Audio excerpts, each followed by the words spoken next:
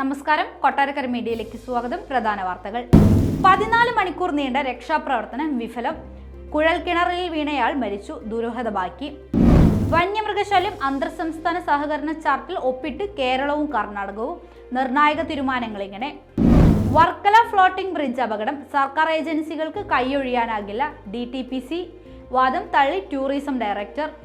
കട്ടപ്പന ഇരട്ട കൊലപാതകം. മൃതദേഹാവശിഷ്ടങ്ങളും ചുറ്റികയും കണ്ടെത്തി. വാർത്തകൾ വിശദമായി. ദില്ലിയിൽ കുഴൽക്കിണറിൽ വീണയാൾ മരിച്ചു. 14 മണിക്കൂർ നീണ്ട രക്ഷാദൌത്യത്തിനൊടുവിൽ യുവാവിനെ പുറത്തെടുത്തെങ്കിലും മരിച്ചിരുന്നു. കുഴൽക്കിണറിൽ വീണയാളെ മരിച്ച നിലയിലാണ് പുറത്തെടുത്തതെന്ന് ദില്ലി മന്ത്രി അതിഷി മർലേന പറഞ്ഞു. 30 വയസ്സ് പ്രായമുള്ള യുവാവാണ് മരിച്ചതെന്നും ഇയാൾ എങ്ങനെയാണ് കുഴൽക്കിണറിൽ വീണതെന്ന് അന്വേഷിക്കുമെന്നും ദുരൂഹത സംബന്ധിച്ച് പോലീസ് അന്വേഷണം നടക്കുമെന്നും മന്ത്രി വ്യക്തമാക്കി.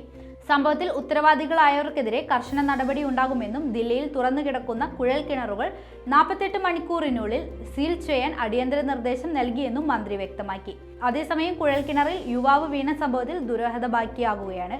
മുറിയിൽ പൂട്ടി സീൽ ചെയ്ത കുഴൽക്കിണർ തകർത്താണ് വീണ ആൾ അകത്തു കടന്നതെന്നാണ് നേരത്തെ മന്ത്രി വ്യക്തമാക്കിയത്. യുവാവിനെ ആരെങ്കിലും കുഴൽക്കിണറിനുള്ളിൽ തള്ളിയിട്ടതാണോ എന്ന സംശയം ഉൾപ്പെടെ മന്ത്രി പ്രകടിപ്പിച്ചിരുന്നു.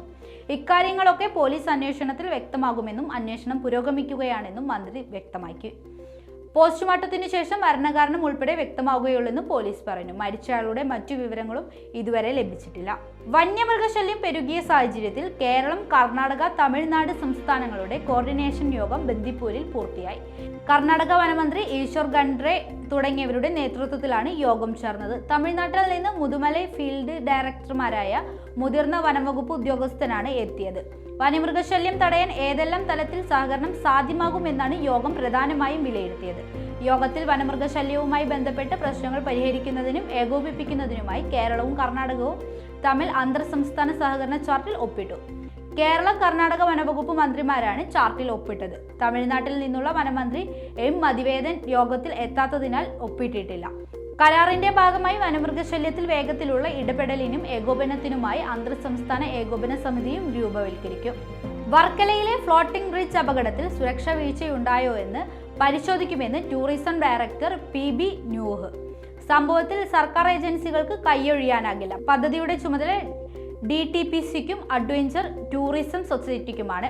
കരാർ കമ്പനിക്ക് മാത്രമല്ല സുരക്ഷാ ചുമതലയുള്ളത്. സുരക്ഷാ വീഴ്ചയുണ്ടായിട്ടുണ്ടോ എന്ന് പരിശോധിക്കും. വേലിയേറ്റ മുന്നറിയിപ്പുകൾ അടക്കം അവഗണിച്ചോ എന്ന് പരിശോധിക്കും. റിപ്പോർട്ട് നാളെ സമർപ്പിക്കുമെന്നും PB ന്യൂഹ് വ്യക്തമാക്കി.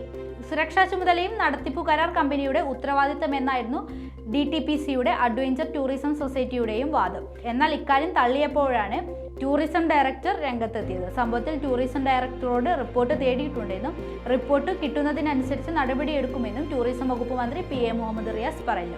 അതേസമയം സംഭവത്തിൽ വിമർശനവുമായി പ്രതിപക്ഷ നേതാവ് VD സതീശൻ രംഗത്തെത്തി. കട്ടപ്പന ഇരട്ട കൊലപാതകത്തിൽ വിജയന്റേത് കരുതുന്ന മൃതദേഹാവശിഷ്ടങ്ങൾ കണ്ടെത്തി. വിജയനെ കൊന്ന് കുഴിച്ചുമൂടി എന്നായിരുന്നു പ്രതി നിതീഷിന്റെ മൊഴി. വിജയനെ കൊലപ്പെടുത്താൻ ഉപയോഗിച്ച ചുറ്റിക പോലീസ് കണ്ടെടുത്തു. പ്രതിയുമായി പോലീസ് തെളിവെടുപ്പ് തുടരുകയാണ്.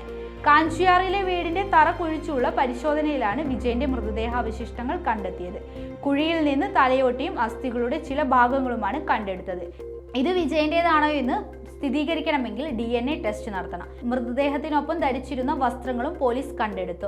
ഞെങ്ങിയിരിക്കുന്ന നിലയിലായിരുന്നു മൃതദേഹം. പ്രതി നിതീഷ് നൽകിയ മൊഴി അനുസരിച്ച് വിജയന്റെ മൃതദേഹാവശിഷ്ടം തന്നെയാണോ എന്ന നിഗമനത്തിലെത്തുന്നുണ്ട് പോലീസ്. വിജയനെ കൊലപ്പെടുത്തിയത് ഭാര്യയുടെയും മകന്റെയും സഹായത്തോടെയാണെന്ന് നിതീഷ് കുറ്റം സമ്മതിച്ചിരുന്നു. വിജയന്റെ മകനാണ് നിതീഷിന്റെ സുഹൃത്തും കേസിലെ മറ്റൊരു പ്രതിയുമായ വിഷ്ണു.